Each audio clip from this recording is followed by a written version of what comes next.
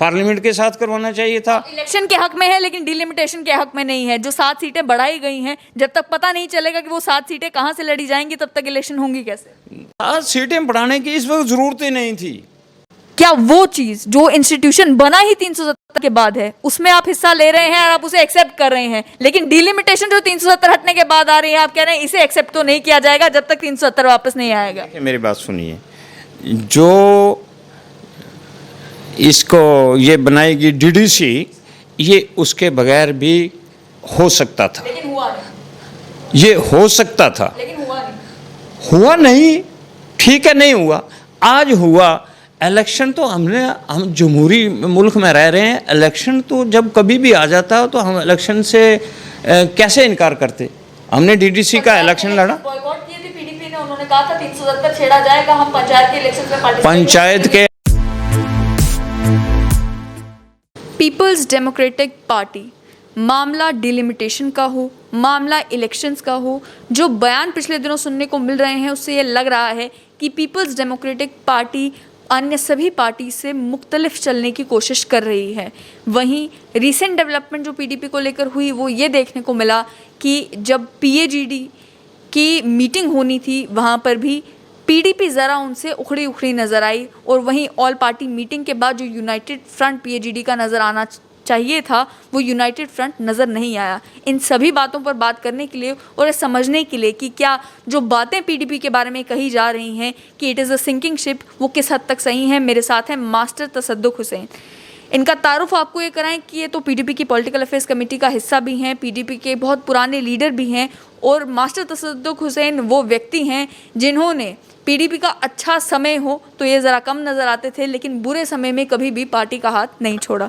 तो मास्टर साहब, सबसे पहले तो यही कई बातें की जा रही हैं पीडीपी के बारे में कि it is a sinking ship, बहुत सारे लीडर्स छोड़कर जा चुके हैं, अब आगे पीडीपी का क्या भविष्य है वो नज़र नहीं आ रहा। तो इसके बारे में आप क्या कहना चाहेंगे? कोई भी चीज़ कबल अज़ वक्त कहना अच्छा भी नहीं और मुमकिन भी नहीं। पीडीपी एक तहरीक है, अवामी तहरीक है, लोगों के लिए ये जमात मुफ्ती साहब ने बनाई थी, और लोगों के मामलात में कभी कभी सख्तियाँ भी होती हैं और कभी कभी आराम होता है। जब आराम था तब कुछ लोग आराम के लिए आए होंगे, अब कहीं और आराम होगा, वहाँ चलेंगे। जाने से आने से फ़र्क ज़रूर पड़ता है, लेकिन जो हमारी पार्टी की सोच है, जो हमारी पार्टी का आवाम के तही हमदर्दियाँ हैं, जो हमारी पार्टी के अंदर सोच है, उसके मुताबिक मैं ये कहूँगा आपको कि हमारी पार्टी मुफ्ती मोहम्मद सईद की याद में जो उनके बताए हुए रास्ते हैं, उन रास्ते पे चल के आने वाले वक्तों में इंशाअल्लाह बफज़ल खुदा कामयाबियाँ हासिल करेगी। और किसी के जाने से मुझे नहीं लगता है कि पार्टी को कोई नुकसान होगा। इसलिए नहीं होगा कि हमने कभी फ़ायदे का सौदा नहीं किया है। जो लोग फ़ायदे का सौदा करते हैं, जब पीडीपी इक़्तिदार में थी तब सौदा किया उन्होंने, अब कहीं और गए हैं, उन पर मुझे ज़्यादा कुछ नहीं कहना है। वो गए हैं, वो उनकी सोच है। हम यहाँ बैठे हैं, हमने लोगों की बात करनी है, हम थोड़े रहें या ज़्यादा रहें, इससे हम ना घबराहट में हैं ना हमें परेशानी है। पीडीपी की सोच की क्योंकि आपने बात कही, जब ऑल पार्टी मीटिंग का न्योता, जो प्रधानमंत्री के साथ ऑल पार्टी मीटिंग होनी थी, उसका न्योता आया, पीडीपी की अध्यक्षा पहले वो व्यक्ति थी जिन्होंने कहा कि हमें न्योता आया है, लेकिन उसके बाद उनमें हिचकिचाहट देखने को मिली कि हम इस मीटिंग में जाएंगे या नहीं जाएंगे। पीएजीडी की मीटिंग होती है, उसके बाद उनका ये बयान आता है कि हम तो चाह रहे थे कि पीएजीडी के ही 2 नुमाइंदे जो हैं वो भेजे जाएं इस मीटिंग में, लेकिन डॉक्टर फारूक अब्दुल्ला ने कहा कि इंडिविजुअल सबको न्योता आया है तो सभी को जाने की ज़रूरत है। ऐसा लग रहा था कि she was putting the onus on doctor Farooq Abdullah कि हम तो जाना नहीं चाहते थे, लेकिन इन्होंने हमें कन्विंस किया कि आपके लिए जाना ज़रूरी है। Is that what is happening in PAGD? कि अभी एक कोशिश की जा रही है कि हम तो ये नहीं करना चाहते थे, ये हमें करने पर मजबूर कर रहे हैं। देखिए, ये महबूबा जी उस पीएजीडी की वाइस चेयरमैन है, ये बात आपको उनसे पूछनी चाहिए, इस पे तो मैं टिप्पणी नहीं करूँगा। डिस्कशन तो पॉलिटिकल अफेयर्स कमेटी में ही होती है कि पार्टी का क्या एजेंडा है, पार्टी क्या कदम उठाएंगे? ये है पार्टी का एजेंडा ये है कि पार्टी जम्मू कश्मीर के हित की बात करती है। पार्टी बनी ही जम्मू कश्मीर के लोगों की मुश्किलात के लिए। जब ये पार्टी बनी उस वक्त जम्मू कश्मीर मिलिटेंसी की आग में जल रहा था, और जो वक्त की हुकूमत थी जम्मू कश्मीर की, वो मेरे हिसाब से ना उनको कोई परेशानी थी ना खबर थी। उस वक्त में जनाब मुफ्ती मोहम्मद सईद ने ये पार्टी बनाई, जिस वक्त जम्मू कश्मीर में 3% वोट, जम्मू नहीं मैं कह रहा हूँ, कश्मीर के वादी में 3% वोट पड़ता था। और जिस वक्त वाजपेयी जी की हुकूमत थी दिल्ली में, उस वक्त मिलिटेंट जो है वो कश्मीर के तारीख़ी उस लाल चौक में परेड करता था, और हमारी फ़ौजें जो थीं वो बैरकों के अंदर थी। उस वक्त इस पार्टी को बनाया गया जिस वक्त करगिल वार था, और यहाँ से लाशें पूरे मुल्क में जा रही थी, और पूरे मुल्क में रोना धोना था।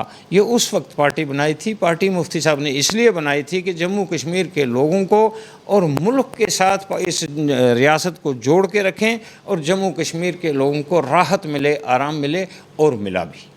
3 साल के बाद मुफ्ती साहब चीफ मिनिस्टर बने, मिलिटेंसी को कर्ब किया, और जो लोग जिनको जो तकलीफ़ थी वो दूर की, लोग तामीर व तरक्की भी हुई। और वाजपेयी जी श्रीनगर में आए, आके एक बहुत बड़े इज्तिमा से उन्होंने तकरीर करके ये कहा कि मैं दोस्ती, पाकिस्तान के साथ दोस्ती का हाथ बढ़ाता हूँ, क्योंकि पड़ोसी को तब्दील नहीं किया जा सकता, उससे बात की जा सकती है। फिर PDP के दौर में ही ये सड़कें खोली गई, पाकिस्तान के साथ व्यापार शुरू किया। ये तो इतिहास की बात हो गई। क्या आज के समय में सच्चाई नहीं है कि आप ही के पार्टी के लीडर्स के खिलाफ केसेस चल रहे हैं कि उनके मिलिटेंट्स के साथ ही लिंक्स है? किसके खिलाफ चल रहे हैं, किस लीडर के खिलाफ चल रहे हैं, ये केस चलाना आसान सी बात है। केस को प्रूव करना जो है वो मुश्किल है। पार्टी में, हमारी पार्टी के अंदर ऐसे लोग नहीं हैं कि जो मुफ्ती सईद की पार्टी के लोग हैं वो देशद्रोही कभी नहीं हो सकते, और ना थे, ना हैं, ना होंगे। हम मुल्क की सालमियत चाहते हैं, रियासत में अमन चाहते हैं, और रियासत में अमन होगा और रियासत की तरक्की होगी, हम तरक्की चाहते हैं। क्या रियासत में अमन डिलिमिटेशन कमीशन का हिस्सा ना बनकर होगी? डिलिमिटेशन जो है उसका मामला ये है कि हम इस वक्त जो जम्मू कश्मीर के साथ मरकज़ की गवर्नमेंट ने अनकॉन्स्टिट्यूशनली फ़ैसला लिया, हम उस फ़ैसले को कबूल नहीं करते हैं। और वो फ़ैसला जो है वो हमने मुल्क की सबसे बड़ी अदालत सुप्रीम कोर्ट में चैलेंज किया हुआ है। जब तक वो फ़ैसला सुप्रीम कोर्ट का नहीं आता तब तक हम इन सारी चीज़ों को कबूल करने से आ रही हैं, और ना हम कर सकते हैं, ना डिलिमिटेशन जो है वो कर ही नहीं सकते थे। जबकि जम्मू कश्मीर के मुल्क के आइन के मुताबिक डिलिमिटेशन 2026 में होनी थी। तो ये मनमानी कर रहे हैं, इसलिए हमें भी हक है। हम, ये जमहूरी मुल्क है, जमहूरी मुल्क में आवाज़ बुलंद करना कोई गुनाह नहीं है, और ना ये कोई कानूनी जुर्म है।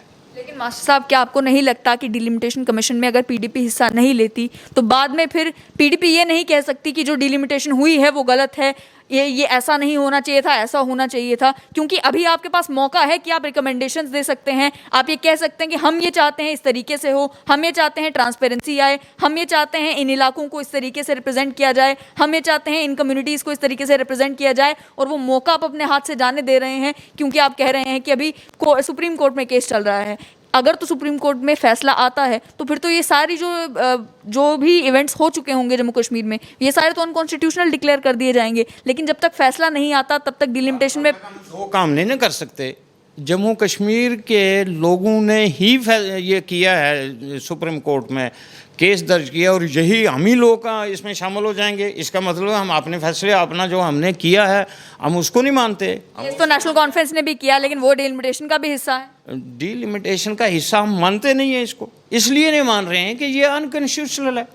लेकिन नेशनल कॉन्फ्रेंस भी कह रही है सुप्रीम कोर्ट में केस चल रहा है, लेकिन वो डिलिमिटेशन में भी पार्टिसिपेट कर रहे हैं। कॉन्फ्रेंस की बात है, वो उनका अपना मामला है, हमारी पार्टी का अपना मामला है। इसी पर समझना चाहूँगी कि people's alliance for Gupkar declaration बनाया जब गया था तो लगा ये था कि अब पूरे जम्मू कश्मीर की बात जो है वो एक यूनिफाइड वॉइस में होगी। लेकिन ऑल पार्टी मीटिंग हुई, उसके बाद सबके अलग अलग राग जो है वो आलापने शुरू हो गए। अब डिलिमिटेशन को लेकर भी कह दिया गया कि पार्टी अपना फैसला खुद करेगी, हम अपनी पार्टी का फैसला खुद करेंगे। ये किस हद तक सही है? क्या वो यूनिफाइड फोर्स लग रही है पीएजीडी? पीएजीडी का हमने जो अलाउंस किया हुआ वो इस मुद्दे पे है कि जो जम्मू कश्मीर से 370 35A अनकॉन्शियसली जम्मू कश्मीर के लोगों को पूछे बिना, कॉन्फिडेंस में लिए बिना ये हटाया गया, जिसकी बिना पर जम्मू कश्मीर हिंदुस्तान के साथ जोड़ा गया था, वो हटाया गया। इसका मतलब मैं तो ये कह सकता हूँ कि जो वक्त की हुकूमत है वो नहीं चाहती है कि हम हिंदुस्तान का हिस्सा रहें, लेकिन हम चाहते हैं कि हम हिंदुस्तान का हिस्सा हैं। हमें जो मराहत मिली थी, जो हमारे साथ जो उस वक्त हमें दिया गया था, वो हमसे छीना नहीं चाहिए। हम वो लड़ाई लड़ रहे हैं उसमें जम्मू कश्मीर के। मेरा ख्याल है, मैं ये सोच रहा हूँ कि कोई पार्टी ये नहीं कह रही है कि जम्मू कश्मीर के लोगों का गला काट के किसी के सर पे रख के और सर हमारा हो और पेट किसी का हो। यहाँ जब से ये 370 हटाया है 5 अगस्त 2019 से 35A हटाया है, उसके बाद रोज़ नित नए कानून बनाए गए हैं। और इस वक्त जो जम्मू कश्मीर का यूथ है बेरोज़गार है, पढ़े लिखे लोग भूखमरी का शिकार हैं, ना यहाँ अपॉइंटमेंट्स हो रही हैं, ना यहाँ तामीर व तरक्की है। यहाँ अगर कोई वो मज़दूर वो भी कहीं दूसरी स्टेट से ला के यहाँ बजरी निकालने के लिए उसको लगाया जाता है। महंगाई सिर से ऊंची हो गई है। हम तो ये लड़ाई लड़ रहे हैं। इलेक्शन किस बात का और मिलिटेशन की हमें तो उसकी ज़रूरत ही नहीं। हम कह रहे हैं हमारा जो छीना है वो वापस करो। उसके बाद हम हिंदुस्तान के साथ रहना चाहते हैं। वो कहते हैं हम दबा के रहेंगे। दबा के तो नहीं होता, ये जमहूरी मुल्क है और हिंदुस्तान सबसे दुनिया में बड़ी जमहूरियत है। हिंदुस्तान के अंदर 2 चीज़ों की इस वक्त फुकदान है जिसके खिलाफ हम लड़ रहे हैं। एक तो इंसानियत का फुकदान है और इंसान को इंसान के ख़िलाफ़ लड़ाया जा रहा है। दूसरा ये है कि जम्मू कश्मीर की जो कानून है, जो जम्मू कश्मीर के लोगों के हित की बात है, वो सारा पामाल कर दिया गया। आप नेशनल कॉन्फ्रेंस की बात करते हैं, ज़रा आए को बीजेपी वाला ये बोल दे कि जो मोदी गवर्नमेंट कर रही है ये ठीक कर रही है। जम्मू कश्मीर के बच्चों को भूखा मरना चाहिए, जम्मू कश्मीर के बच्चे को, नौजवान को मकान नहीं बनाना चाहिए, जम्मू कश्मीर के बच्चे को कोई भी हिंदू हो, के मुसलमान हो, सिख हो, वो कठुआ का हो, वो लखनपुर का हो, या वो पुंछ का हो, या पाडर का हो, या कपवाड़ा का हो, सबको रोटी कपड़ा और मकान चाहिए। तो वो कहाँ है? हमसे छीना जा रहा है, दिन ब दिन छीना जा रहा है। इसलिए हम उसमें शामिल नहीं हो रहे हैं और ना होना है। ना हम डिलिमिटेशन की हमें परवाह है। हमें डिलिमिटेशन क्या करना है जब हमें रोटी नहीं। हमारा यहाँ का मजदूर भूखा मर रहा है, यहाँ का ट्रक ड्राइवर भूखा मर रहा है, टैक्सी ड्राइवर भूखा मर रहा है, यहाँ का छोटा दुकानदार है कि बड़ा दुकानदार है, उसका वो रोज़ी रोटी बंद है। तो हम डिलिमिटेशन को क्या करें? ये तो आईवाश है सारा। इसलिए वो अपनी मर्जी से करते रहें जो करना चाहते हैं, हम थोड़ा रोक सकते हैं। मार साहब, पीडीपी भी ये कह रही है कि जो 5 अगस्त को हुआ अनकॉन्स्टिट्यूशनल है। पीएजीडी भी यही कह रही है जो 5 अगस्त को हुआ अनकॉन्स्टिट्यूशनल है। लेकिन पीएजीडी की बाकी सारी तंजीमें ये फैसला कर रही हैं कि हम डिलिमिटेशन का हिस्सा करेंगे। केवल पीडीपी कह रही है कि हम डिलिमिटेशन में हिस्सा नहीं लेंगे। ये किस हद तक सच कहने का हम ये आप कह रहे हैं कि बाकी जितनी पार्टीज है उन्होंने कहीं ना कहीं कॉम्प्रोमाइज़ कर लिया? वो पार्टी मुझे नहीं पता है कि कम्प्रोमाइज़ है उनका, उनकी अपनी प्लानिंग है, हमारी लोगों के तहीं अपनी प्लानिंग है। ऐसा तो नहीं है कि पीडीपी को बलि का बकरा बना दिया जाएगा तो बाद में जो है पीएजीडी जो है बाद में पीएजीडी में केवल बच जाएगी तो नेशनल कॉन्फ्रेंस बचे या बाकी वाले ग्रुप बचें या कोई भी हो, जम्मू कश्मीर के ख़िलाफ़ कोई बात नहीं कर सकता। जम्मू कश्मीर के लोगों के हक़ के ख़िलाफ़, लोगों के हित के ख़िलाफ़, लोगों के मामलात के ख़िलाफ़, लोगों की तामीर व तरक्की के ख़िलाफ़, जम्मू कश्मीर के अमन के ख़िलाफ़, वो नेशनल कॉन्फ्रेंस हो, वो पैंथर पार्टी हो और वो बीजेपी भी खुल के नहीं कह सकती। ठीक है, आकाओं को खुश करने के लिए यहाँ को बीजेपी का कोई मेरा साथी कह सकता है, लेकिन कौन चाहता है मेरा भाई, मेरा बेटा, मेरी बहन, उसके बच्चे भूखे मरें? कोई नहीं चाहता है। जम्मू कश्मीर को लूटा है, जम्मू कश्मीर को बर्बाद किया है और जम्मू कश्मीर की हालात को दिन ब दिन बिगाड़ रहे हैं। इसलिए हम इनका कोई जो इस किस्म का हथकंडा उसको मतलब मानने को तैयार नहीं है। बाकी वालों का अपना है। हमारा पीडीपी का ये मौक़िफ़ है कि जब तक जम्मू कश्मीर को अपनी इज़्ज़त और नफ्स वापस नहीं मिलती तब तक हम उनके किसी आर्डर को मानने के लिए तैयार नहीं। मास्टर साहब, जो आपने बातें की कि जम्मू कश्मीर में युवाओं के लिए नौकरियों की बात है, यहाँ पे जो ज़मीनी हक है उनकी बात है, और जो तरक्की होनी चाहिए थी उनकी आपने बातें की, ये सारे पैरामीटर्स जो हैं वो एक इलेक्टेड गवर्नमेंट जो है उन पर डिसीजन ले सकती है। जब भी इलेक्शंस होंगे, जो सरकार बनेगी वो सरकार इन सभी चीज़ों को लेकर फैसले ले पाएगी। लेकिन जब आप कह रहे हैं, अभी की अध्यक्षा का बयान आया है कि इलेक्शंस होंगे तो हम पार्टिसिपेट नहीं करेंगे, डिलिमिटेशन है उनमें पार्टिसिपेट नहीं करेंगे, तो जब मौका आएगा इन सभी चीज़ों पर डिसाइड करने का, तब तो पीडीपी के पास वॉइस ही कोई नहीं होगी, क्योंकि आप ही ने चूज़ किया कि हम तो इसमें हिस्सा ही नहीं ले रहे। नहीं, हम डिलिमिटेशन में हिस्सा नहीं ले रहे हैं, ठीक है, नहीं लिया और ना ले रहे हैं। जहाँ तक होगा हम कह रहे हैं इलेक्शन का, जब इलेक्शन आएगा तब फैसला लिया जाएगा। अध्यक्षा ने ये कहा है मुझे इलेक्शन नहीं लड़ना है, उसने पार्टी की बात नहीं कही है, उन्हें अपने ज़ात के लिए कहा मैं प्रेसिडेंट ज़रूर हूँ, लेकिन प्रेसिडेंट ने कहा मैं इलेक्शन नहीं लड़ूंगी। अगर वो नहीं लड़े या लड़े वो उसकी बात है, ये फैसला तो उस वक्त होगा जब इलेक्शन करवाएगा कोई। ये तो सिर्फ आई वाच है, क्यों नहीं इलेक्शन करवाया? करवाना चाहिए था, पार्लियामेंट के साथ करवाना चाहिए था। इलेक्शन के हक में है लेकिन डिलिमिटेशन के हक में नहीं है। जो 7 सीटें बढ़ाई गई हैं, जब तक पता नहीं चलेगा कि वो 7 सीटें कहाँ से लड़ी जाएंगी, तब तक इलेक्शन होंगी कैसे? देखिए, 7 सीटें बढ़ाएं या कम हों, हम वो पोजीशन चाहते हैं जो पोजीशन 5 अगस्त 2019 को थी। जब हमारा पोजीशन मिल जाएगी उस वक्त सीटें भी बढ़ाई जा सकती हैं, और सीटें बढ़ाने का वक्त उस वक्त आएगा जब मुल्क के आइन के मुताबिक सारी मुल्क के अंदर, अगर हम हिंदुस्तान के अंदर हैं, हिंदुस्तान के में आइन एक ही है, अगर पूरे मुल्क में ये डिलिमिटेशन होगी 2026 में, तो आज क्या चिट्ठी है कि ये खामखा ड्रामा करने की?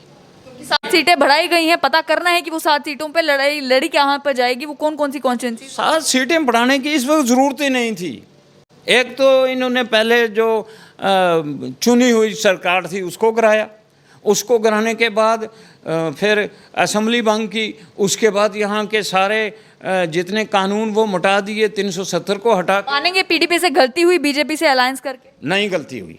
गलती इसलिए नहीं हुई कि पीडीपी ने जम्मू कश्मीर के लोगों के साथ और जम्मू कश्मीर के 25 एमएलए जो जम्मू के थे उनको मिला के ये किया अलायंस और बनाई हुकूमत। हुकूमत का काम था जम्मू कश्मीर के लोगों के हित में काम करना, और उस जमात ने जम्मू कश्मीर के सब लोगों की गर्दन कलम कर दी, और वो है बीजेपी, और बीजेपी की इस वक्त की मरकज़ी हुकूमत। ये जम्मू वाले समझ चुके हैं, और जम्मू वालों को पता चल गया है हमारी हालत क्या हो गई है। वो जो वाइन शॉप्स दिल्ली वालों को अलाट किए हैं, बिहार वालों को किए हैं, कहाँ किए हैं, जम्मू वाले लोग जो हैं उनके नौकर रखे हैं। यहाँ बजरी निकालने के लिए दिल्ली से मजदूर आता है, जो बजरी हम 1000 रुपये में लेते हुए वो 10,000 में बेच रहा है। जम्मू कश्मीर को हर तरफ लूट रहे हैं। ये ठीक है, महंगाई है तो पूरे मुल्क में है। ये सारे फैसले तो इलेक्टेड गवर्नमेंट बदल पाएगी ना, जब कोई इलेक्टेड गवर्नमेंट बने। इलेक्टेड गवर्नमेंट, ये जो इस वक्त की गवर्नमेंट है, जो वो करना चाहती है वो नहीं कर रही। जो कहा गया था वो नहीं किया। जो कह रहे थे कि हम 370 को हटा के यहाँ हम इसकी जम्मू कश्मीर की तामीर और तरक्की करेंगे। इस वक्त जम्मू कश्मीर में पुंछ और रजौरी का रहने वाला हूँ। पुंछ और रजौरी में जो सड़कें इलेक्टेड गवर्नमेंट के ज़माने में बनी थी, इस वक्त की जो दिल्ली की हुकूमत है वो डायरेक्टली उनको नालियों में तब्दील कर दिया है। और जो यहाँ की जो सारा जो यहाँ का वो मदनियात है वो सारा लूट के रातों रात जा रहा है। जम्मू कश्मीर कोई गरीब स्टेट नहीं थी। जम्मू कश्मीर में आपने इतने सोर्सेस हैं, रिसोर्सेस हैं, जिनकी वजह से जम्मू कश्मीर अपनी हुकूमत खुद चला सकता था और चला रहा था। जम्मू कश्मीर मैंने देखा, मैं यूपी चला गया एक दोस्त के साथ, तो वहाँ के डाक बंगलों में देखे जैसे यहाँ के गरीब आदमी का मकान होता है। और यहाँ जो ये इनके अपने रिसोर्स से जम्मू कश्मीर के लोग बड़े आराम से थे, कोई घर के बगैर। ये भी तो हकीकत है कि सेंट्रल गवर्नमेंट से कई फंड्स जो हैं वो जम्मू कश्मीर को आ रहे थे, और जम्मू कश्मीर के जो अपने रिसोर्सेज जिस तरीके से एक्सप्लॉइट किए जाने चाहिए थे, चाहे वो हाइड्रो इलेक्ट्रिक स्टेशंस हो या फिर अन्य जो रिसोर्सेज यहाँ पे है, टूरिज्म का जितना पोटेंशियल है, उसे उस हद तक एक्सप्लॉइट नहीं किया गया जिस हद तक किया जा सकता था। किसने? अब क्या? जितनी भी सरकारें नहीं, जितनी सरकारें नहीं उनने कुछ किया तो तब है। इस सरकार ने 3 साल में क्या किया? इन्हें अजाड़ा है ना। जो थे यहाँ तो सड़कें बनी थी, यहाँ पुल बने थे, यहाँ सारा जो भी सिस्टम था टूरिज़्म का था, स्कूल थे, कॉलेजेस थे, यूनिवर्सिटीज़ थी, ये जो वो इलेक्टेड गवर्नमेंट्स थी उन्होंने बनाया ना। पैसा वहाँ से भी आता था, यहाँ से भी था। तो अब 3 साल में जो बर्बादी होगी, ये बर्बादी वाले वो जो अजाड़ने वाले हैं वो कहें, हमें तो कॉन्फिडेंस ही नहीं है। मोदी का कहना ये है, वो कहता है सबका साथ, सबका विकास और सबका विश्वास। मैं उनसे ये गुजारिश करता हूँ, क्योंकि वो वज़ीर आज़म हैं, हम उनकी कदर करते हैं, पहले विश्वास को वो कायम करें, उसके बाद साथ मिलेगा, उसके बाद विकास होगा। ये विकास की बात जो है सब झूठ है, और झूठ से कितनी देर गुजारा होगा। ये मास्टर तसद्दुक़ की बात नहीं है, जम्मू कश्मीर के हर बच्चा की, हर जी अक्ल आदमी की बात है। वो ज़ात बरादरी का सवाल ही नहीं रहा है। लोगों, कुछ हमारे साथियों को ये शौक़ था कि जब 370 हटेगा तो हम यहाँ पता नहीं कौन से महल बनाएंगे। सबको पता चल गया जम्मू की हालत इस वक्त क्या है। जितना जम्मू रो रहा है इतना कश्मीर नहीं रो रहा है। तो इसलिए हम ये चाहते हैं कि पहले जम्मू कश्मीर की जो स्टेटस है, जम्मू कश्मीर की जो ज़रूरियात है, जो बर्निंग प्रॉब्लम्स हैं, उनको हल किया जाए। डिलिमिटेशन से क्या हो जाएगा? 7 सीटें बढ़ा के 8 भी बढ़ा लें, 15 भी बढ़ा लें, जो मर्ज़ी है उनकी बढ़ाते रहें। जब तक यहाँ ग्राउंड पे कुछ होगा नहीं, तब तक हम इसको तस्लीम नहीं करते हैं। यहीं पे मास्टर साहब आपने कहा कि इन सभी चीज़ों को हम मानते नहीं, क्योंकि हमें 5 अगस्त वाली पोजीशन वापस चाहिए। वो जो उस समय हुआ वो अनकॉन्स्टिट्यूशनल था।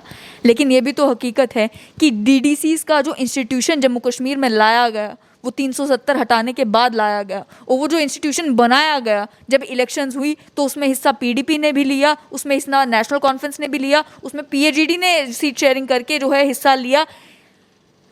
क्या वो चीज़ जो इंस्टीट्यूशन बना ही 370 के बाद है उसमें आप हिस्सा ले रहे हैं और आप उसे एक्सेप्ट कर रहे हैं, लेकिन डिलिमिटेशन जो 370 हटने के बाद आ रही है आप कह रहे हैं इसे एक्सेप्ट तो नहीं किया जाएगा जब तक 370 वापस नहीं आएगा? मेरी बात सुनिए, जो इसको ये बनाएगी डीडीसी, ये उसके बगैर भी हो सकता था, लेकिन हुआ नहीं। ये हो सकता था, लेकिन हुआ नहीं। ठीक है, नहीं हुआ, आज हुआ। इलेक्शन तो हम जमहूरी मुल्क में रह रहे हैं। इलेक्शन तो जब कभी भी आ जाता तो हम इलेक्शन से कैसे इनकार करते। हमने डीडीसी का इलेक्शन लड़ा, उन्होंने कहा था 370 छेड़ा जाएगा, हम पंचायत के इलेक्शन में पार्टिसिपेट। पंचायत के इलेक्शन हमें वो जो थी ना मरकजी सरकार, वो बड़ी दानिशमंद है। वो ये समझती थी कि पीडीपी, नेशनल कॉन्फ्रेंस, ये लोग अब की बार भी करेंगे क्या, बाईकाट, और हम जो आदमी दिल्ली में बैठा है उसको बना लेंगे डीडीसी का वो मेंबर। और ऐसी हुकूमत हम वो नहीं चाहते हैं। हम ये ज़मीन हमारी है, ये जम्मू कश्मीर हमारे बाप दादा परदादा सदियों से हम अपनी ज़मीन पर किसी को नहीं आने देते हैं, इस हिसाब से कि हम चुप करके बैठे रहें, नहते की तरह, लूले लंगड़े की तरह हम नहीं। लिमिटेशन में भी नहीं बैठना चाहिए, आपको बताना चाहिए। ये उनका मामला, ये हमारा सब्जेक्ट ही नहीं है। ये सब्जेक्ट है, इसका डिलेइंग टैक्टिक्स है किसकी? मोदी की। मोदी सरकार की डिले कर रहा है। इलेक्शन करवाना चाहिए था, उसी पोजीशन में करवाना था, इसको भी पता चल जाता, और कल जब करवाएंगे तब भी पता चल जाएगा कौन किसके साथ है। आखिर में मास्टर साहब इस समय आपसे समझना चाहूँगी कि पीडीपी में कल ही जो है वो एडवोकेट अनिल सेठी ने ज्वाइन किया है। क्या आपको लगता है कि जम्मू डिवीज़न में एक्सेप्टेंस पीपल्स डेमोक्रेटिक पार्टी की आइडियोलॉजी की, पीपल्स डेमोक्रेटिक पार्टी की इटसेल्फ, और साथ ही में पीपल्स डेमोक्रेटिक पार्टी की जो अध्यक्षा हैं उनके बयान आने के बाद कोई एक्सेप्टेंस जम्मू डिवीज़न में भी पीडीपी की है? नहीं, आप क्या समझते हो अनिल सेठी के ज्वाइन करने से आप क्या समझते हो एक्सेप्टेंस नहीं है? मैं वही पूछ रही हूँ कि उनका ज्वाइन करना क्या सिग्निफाई। कश्मीर की, जम्मू कश्मीर की सबसे नॉन जो यहाँ फैमिली है वो केडी सेठी की है, और केडी सेठी के ही ये सारा जम्मू कश्मीर, ये जमहूरी जो निज़ाम है उसमें उनका बहुत बड़ा रोल रहा है। हम उनको वेलकम करते हैं और पूरी उम्मीद रखते हैं कि जम्मू के जो जी अकल लोग हैं, छोटे मोटे लोगों की बात नहीं होती है, ये तंजीमें चलाने वाले चंद लोग होते हैं। तो सेठी, अनिल सेठी के आने से जम्मू में हर जगह पीडीपी का बोलबाला होगा और हर जगह हम लेके लोगों की बात जाएंगे। हम कोई किसी को डिवाइड नहीं करेंगे कि ये हिंदू है, ये सिख है और मुसलमानों को मरवा दो, हिंदू को इकट्ठे कर लो, वो नहीं है। हम चाहते हैं जम्मू कश्मीर में हम सारे एक हैं और हमारे हकूक़ अपने अपने हैं। इस मरकज़ी सरकार के से हम अपने हकूक़ लेने के लिए हम इकट्ठे आइनी तौर पर और जो भी जमहूरियत ने हमें हक दिया उसके लिए लड़ने के तैयार हैं। ये बड़ी खुशायद बात है कि अनिल सेठी जी और कृष्णदेव सेठी की फैमिली से हमारे साथ कोई आदमी आया तो हमारे हौसले बहुत बुलंद हुए हैं। यहीं पर ये भी समझना चाहूँगी कि इस समय पीडीपी के बारे में ये भी इल्ज़ाम लगते हैं, ये इल्ज़ाम है कि इस समय पीडीपी में वही लोग बचे हैं जो लोग पीडीपी की अध्यक्षा महबूबा मुफ्ती की हाँ में हाँ मिलाते हैं, यानी कि डिसीजन जो है at the end of the day उनके ऊपर छोड़ दिया जाता है, चाहे वो किसी भी इंपॉर्टेंट एस्पेक्ट के ऊपर क्यों ना हो। वही चीज़ ऑल पार्टी मीटिंग को लेकर भी देखने को मिली, डिलिमिटेशन को लेकर भी देखने को मिली कि फैसला उन पर छोड़ दिया गया, आप फैसला लें, हम आपके साथ हैं। क्या इसमें कोई हकीकत है या सोच विचार की जो डिस्कशन है वो की जाती है? ये बताओ कि जम्मू कश्मीर को छोड़िए, आप दिल्ली और इतने बड़े मुल्क की हुकूमत चलाने के लिए ये इल्ज़ाम है कि मोदी और शाह ही चला रहे हैं। जहाँ दो चलाने वाले होते हैं वहाँ बेड़ा गर्क हो जाता है, पूरा मुल्क बर्बाद हो गया है। किसान रो रहा है, मज़दूर रो रहा है, मतलब जितने अदारे इसके तालीमी अदारे हैं लेके लखनपुर से कश्मीर तक और सारे पूरे मुल्क के अंदर बंद है, सारा मुल्क रो रहा है। ऐसा नहीं है। पीडीपी की लीडर जो है वो एक लीडर की बेटी है जिसने पूरे मुल्क पे हुकूमत की है और पूरे मुल्क को चलाने वाले मुफ्ती मोहम्मद सईद के साथ हम लोगों ने काम किया। हम सीखते हैं, हम जानते हैं। जो महबूबा जी कह रही हैं वो हमारी राय से कह रही हैं, हम उनकी राय के साथ हैं, वो हमारी राय के साथ हैं, हम लोगों की राय के साथ हैं। और ये जमात जो है ये ग्राउंड पे है, ये कोई हवा में नहीं है, उड़ के नहीं आई है, ये ज़मीन पे चल के बनाई गई है जमात। और हमें पता है ये जमात बनाने वालों में मैं भी एक था और महबूबा मुफ्ती भी एक थी। हमने लोगों की राय से जमात बनाई है और लोगों के हित के लिए हम चल रहे हैं। हम तो ये इरादा रखे हुए हैं कि हम किसानों के साथ हैं, हम मज़दूरों के साथ हैं, हम जो लोग दबे कुचले उनके साथ हैं। और वहाँ से ममता बनर्जी ने इनकलाब शुरू किया, हम यहाँ से हम दिल्ली में जाके इकट्ठे होंगे। हमारी बड़ी लड़ाई है, हम कोई इतने थक नहीं जाते हैं और हम इतने मजबूर नहीं हैं, हम परेशान भी नहीं हैं, ना मोदी सरकार से डरते हैं। तो मैंने कहा क्या आपकी सजेशन सुनी जाती हैं या जो कहा जाता है आपको बस मानना है? कौन किसका कहा जाता है, कौन क्या आपकी सजेशंस मानी जाती हैं या जाती हैं? हमारी जो पॉलिटिकल अफेयर कमेटी जो फैसला करती है वही फैसला आगे जाके उस पर वो इम्प्लीमेंट किया जाता है। वरना तो एक ही होती ना, ये कमेटी कैसी किस लिए बनाई जाती। लेकिन मुल्क के अंदर जो बर्बादी है, दो आदमी चला रहे हैं इसलिए ये बर्बादी है।